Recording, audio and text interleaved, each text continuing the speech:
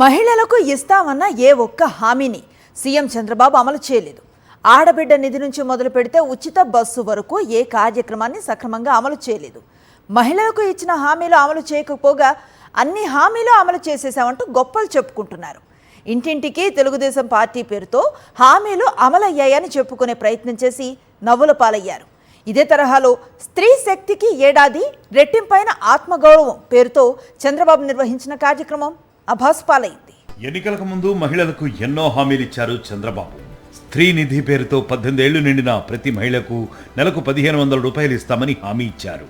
ఏడాదికి 3 గ్యాస్ సిలిండర్లు, తల్లికి వందనం పేరుతో ఇంట్లో ఎంతమంది పిల్లలు చదువుకుంటే అంతమందికి ఏడాదికి 15,000 చొప్పున అందిస్తామన్నారు. ప్రతి మహిళకు ఆర్టీసీ బస్సుల్లో ఎలాంటి ఆంక్షలు లేకుండా ఉచిత ప్రయాణం అంటూ ఊదరగొట్టారు. అధికారంలోకి వచ్చిన తర్వాత తన నిజ స్వరూపాన్ని చూపించారు. ఆడబిడ్డ నిధి పేరుతో ఒక్క రూపాయి కూడా ఇవ్వలేదు.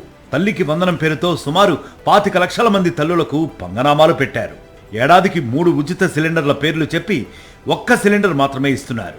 ఉచిత బస్సు ప్రయాణం సంగతి ఇక సరే. రకరకాల ఆంక్షలు పెట్టి హామీకి తూట్లు పొడిచారు.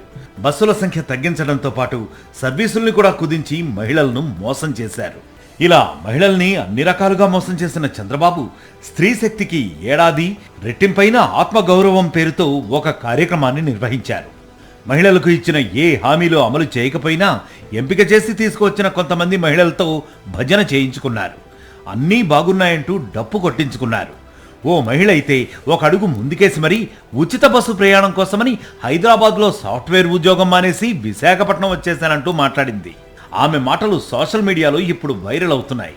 ఉచిత బస్సు ప్రయాణం ఏపీలోనే లేదని, అంతకు ముందు నుంచే తెలంగాణలో కూడా ఉందని నెటిజన్లు సెటైర్లు వేస్తున్నారు. చంద్రబాబు చేస్తున్న అతిపై వైఎస్ఆర్సీపీ నేతలు విమర్శలు గుప్పిస్తున్నారు. ఫ్రీ బస్ కోసం 3,000 కోట్లు ఇవ్వడం అనేది ఒక బోగస్. ప్రతి కుటుంబానికి 4,500 రూపాయలు మిగిల్చాను అని చెప్పారు. అది కూడా పెద్ద బోగస్. మహిళలు ఈ రాష్ట్రంలో ఈ కూటమి పాలనలో సంతోషంగా ఉన్నారు అని చెప్పారు. అది కూడా ఇంకో పెద్ద బోగస్.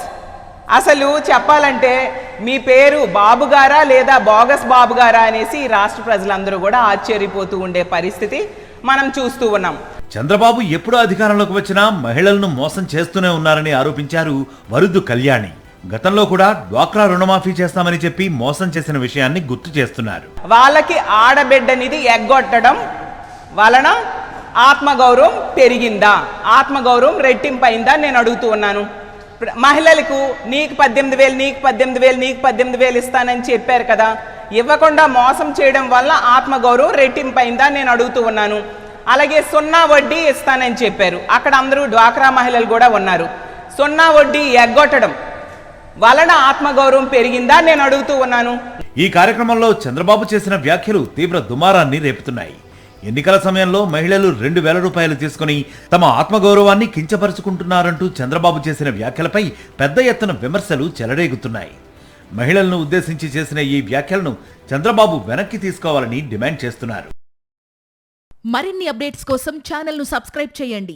నోటిఫికేషన్స్ కోసం బెల్ ఐకాన్ పై క్లిక్ చేయండి.